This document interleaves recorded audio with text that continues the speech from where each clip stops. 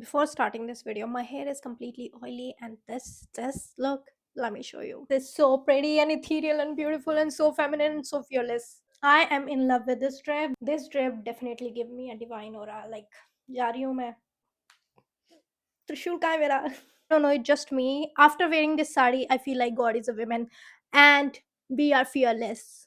Let's talk about little bit a history. हमारा जो Indian culture है, जो हमारे माइथोलॉजिकल स्टोरीज हैं या माइथोलॉजिकल गॉड है, उसमें विमेंस के कपड़ों के ऊपर कभी ऑब्जेक्शंस नहीं लिया गया. विमेंस के कपड़े नहीं डिसाइड करते थे कि कौन उनको किस तरह से देख सकता है. विमेंस के कपड़े मैटर नहीं करते थे. विमेन होना ही एक औरा था. इतनी सारी देवियाँ हैं जो कि विमेन हैं. जैसे ही नवरात्रे आते हैं और कन्या पूजन होता है तो हमें एक देवी समझा जाता है. एक देवी के रूप में हमारे सामने प्रसाद रखते हैं और हमें ट्रीट करते हैं एक देवी की तरह. लेकिन वहीं पे एक हिपोक्रेसी आ जाती है. जैसे ही हम बोलते हैं कि नहीं हम तो देवी हैं, तब वो बोलते हैं अपने आप को देवी से कंपेयर करती है? तू अपने आप को देवी से कंपेयर करती है? बट समहाउ वो हमारी पूजा करते हैं. You know what I mean?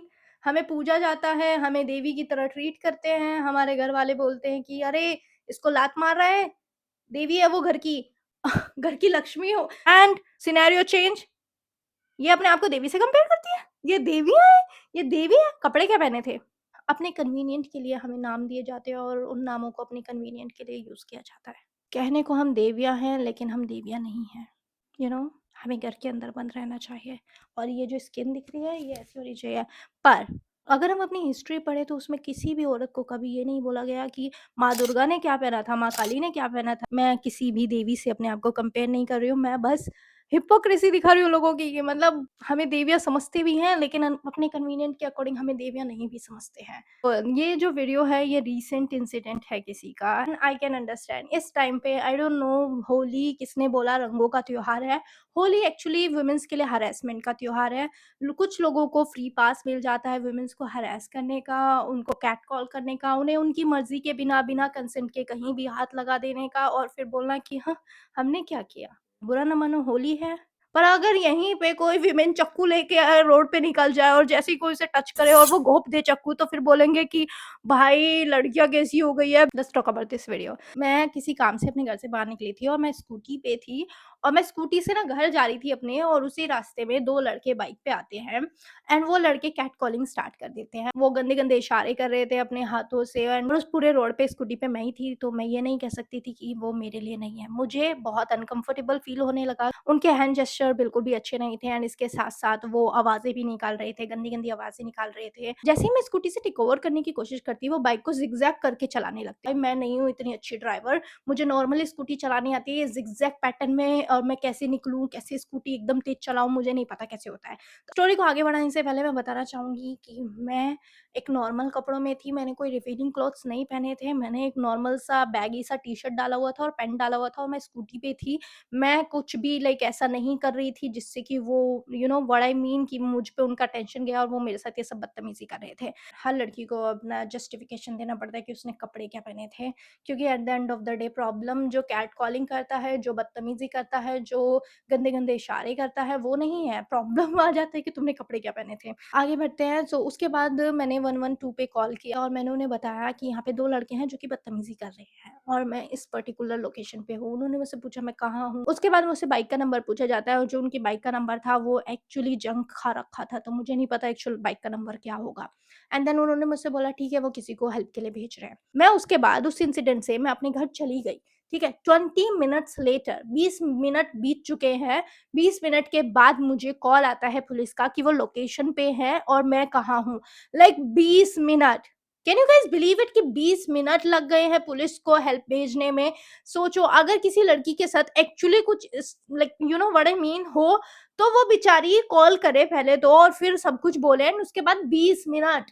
Like 20 minute में बहुत कुछ हो सकता है.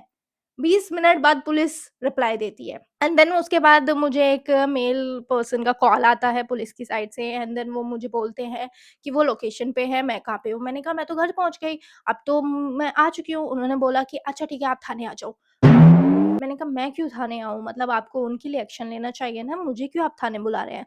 देन उन्होंने बोला आपने कॉल किया है तो आप एक बार थाने आ जाओ।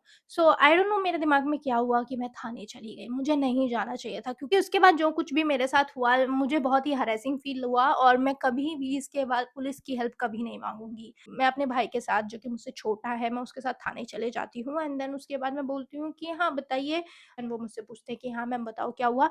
तो मैंने उनको बताया कि मैं स्कूटी से अपने घर जा रही थी एंड उसके बाद मुझे 2 लड़के रास्ते में इस तरह से कैट कॉलिंग कर रहे थे। बेसिकली उनके हैंड जेस्चर बहुत ही ज़्यादा वल्गर थे एंड इसके साथ-साथ वो बहुत ही गंदी-गंदी आवाज़ें निकाल रहे थे एंड हूटिंग वगैरह कर रहे थे। उनका पहला क्वेश्चन क्या था? आपके पास कुछ प्रूफ़ है? मतलब उनको प्रूफ़ चाहिए। मैं जो बोल रही हूँ वो सच नहीं हो सकता। उनको प्रूफ़ चाहिए कि मेरे पास क्या प्रूफ़ है कि उन्होंने मेरे साथ ये सब कुछ किया। मुझे लिटरली जिस तरह से पुलिस मुझसे सवाल पूछ रही थी, मुझे ऐसा लग रहा था कि मैं कल्प्रिट हूँ। मेरे साथ गलत नहीं हुआ, मैंने किसी के साथ गलत किया। वो मुझसे पूछते हैं कि क्या मैं उन्हें जानती थी? मैं बोलती हूँ मैं उन्हें नहीं जानती थी। उसके बाद वो मुझसे पूछते हैं क्या मेरी उनसे कोई बहस हुई थी? ये सब फालतू के क्वेश्चन वो मुझसे पूछते हैं कि क्या मैं उन्हें जानती थी? क्या मेरी उनसे बहस हुई थी? क्या मैंने कुछ ऐसा किया जिसकी वज़ह से वो प्रोवोक हो गए? उनका मतलब ये था। उनका मतलब ये नहीं था कि लड़के ऐसा कर सकते हैं। उनका मतलब ये था कि क्या मैंने उन्हें प्रोवोक किया लड़कों को कि वो मेरे साथ ऐसे कर रहे थे? उन्होंने मुझसे पूछा आपके पास कुछ प्रूफ़ है? तो मैंने उनको बोला कि मैं स्कूटी पर थी। मैंने कोई वीडियो रिकॉर्ड नहीं किया। तो उन्होंने मुझसे पूछा कि आपने हेलमेट पहना था? आई मीन गाइज़ पुलिस वालों को कोई मतलब नहीं है कि लड़की के साथ क्या हुआ, किसी ने बदतमीज़ी करी या कैट कॉलिंग की, उनको हेलमेट पहना था? हेलमेट पहना था? आपने क्या पहना था? एंड जब उन्होंने मुझसे ये सब फालतू के क्वेश्चन्स करने शुरू कर दिए, मैं समझ गई कि इन्हें कोई मतलब नहीं है। इस तरह से उनके फेशियल एक्सप्रेशन में जज कर पा रही थी, उससे मुझे लग रहा था कि उन्हें लड़कों को ढूँढने में, पकड़ने में, किसी चीज़ से मतलब नहीं है। वो मुझे बस फालतू में फालतू के क्वेश्चन पूछ के हरास कर रहे हैं। At the end of the day मैंने बस एक एप्लीकेशन लिखी एंड मुझे नहीं लगता पुलिस कुछ करेगी। एंड जिस तरह से उन्होंने मुझसे क्वेश्चन पूछे, सच बताऊँ तो मुझे हरासिंग फील हुआ। उन लड़कों ने जो हरास किया वो तो किया, लेकिन जिस तरह से पुलिस वालों ने मुझे हरास किया मैं बता भी नहीं सकती कि मुझे कैसा लगा एंड देन या उसके बाद मैं वापस आ गई। मतलब उसके बाद मुझे बहुत ज़्यादा बुरा फ़ील हुआ एंड इसके बाद शायद ही मैं कभी भी पुलिस की हेल्प लेना पसंद करूँगी। आई मीन वो तो मुझे ही उल्टा लाइक जैसे मैंने उन लड़कों के साथ कुछ गलत कर दिया है, वो इस तरह के मुझसे सवाल कर रहे थे कि मैंने हेलमेट पहना था, मैंने उनसे बात की, मैंने शायद उनके साथ प्रोवोक किया, मैंने कुछ ऐसा किया जिस वज़ह से वो लड़के प्रोवोक हो गए और मेरे साथ बदतमीज़ी करने लगे। मैंने आज से पहले कभी भी पुलिस को कॉल नहीं की और ना ही मैंने सोचा कि मुझे इस तरह से लाइक किसी के ऊपर एक्शन लेना चाहिए। पर मुझे लगा कि नहीं, इस बार मैं एक्शन लूँगी और जो मैंने एक्शन लेने की कोशिश की और जिस तरह से मुझसे पुलिस ने बात की, मुझे नहीं लगता कि मैं दोबारा पुलिस को कॉल करना पसंद करूँगी। That's it. You know what जब मेरे साथ आई थिंक 1 साल पहले आई थिंक अब 1 साल होने वाला है जब वो इंसिडेंट हुआ था वो लड़कों का एंड उसके बाद पुलिस ने जिस तरह से एक्शन लेने की कोशिश की थी वैसे भी कोई एक्शन नहीं लिया था। मेरा तो कॉल नंबर ही नहीं लगा था। इफ यू गाइस रिमेंबर मैंने आई थिंक 3 टू 4 टाइम 112 पे कॉल करने की कोशिश की थी और नंबर ही नहीं लगा था। I can totally understand and I think she was right. इसी वजह से बहुत सारी वुमेन्स हैं जो कि पुलिस के पास जाने से डरती हैं क्योंकि पुलिस इतना अच्छा बिहेव करती हैं कि लगता है कि हाँ, अभी पकड़ के ले आएँगी। तो इट्स 2026 बट स्टिल विक्टिम्स को विक्टिम ब्लेमिंग सहनी पड़ती है और जो क्रिमिनल्स होते हैं वो तो मज़े से क्राइम करके चले जाते हैं। समटाइम ऐसा लगता है कि पुलिस विक्टिम की हेल्प करने के लिए नहीं बल्कि क्रिमिनल्स की हेल्प करने के लिए बनी है।